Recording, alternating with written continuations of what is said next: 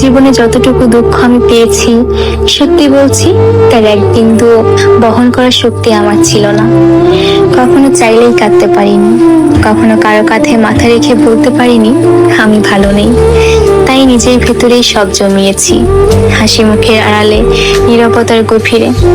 মানুষ ভাবে আমি শক্ত, আমি নির্লিপ্ত, আমি সব পারি, অথচ জানে না ভেতরে ভেতরে আমি কতবার ভেঙেছি।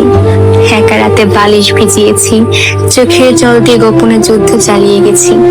আমি নিজেকে এতবার জোড়া লাগিয়েছি যে এখন নিজের আসল রূপটাই ভুলে গেছি। কখনো ভেবেছি হয়তো এই দুঃখগুলো সামলে নিতে পারবো, হয়তো সময় ঠিক করে দেবে সবকিছু, কিন্তু বাস্তবতা হলো আমি আয়ত্তের বাইরে দুঃখ ধারণ করতে করতে এখন নিজেই ধ্বংস হয়ে গেছি। এখন মনে হয় আমি আর আমি নেই, আমি কেবল এক ভাঙা মানুষ যার ভিতরে অনেক কথা জমে আছে, কিন্তু শোনার কেউ নেই।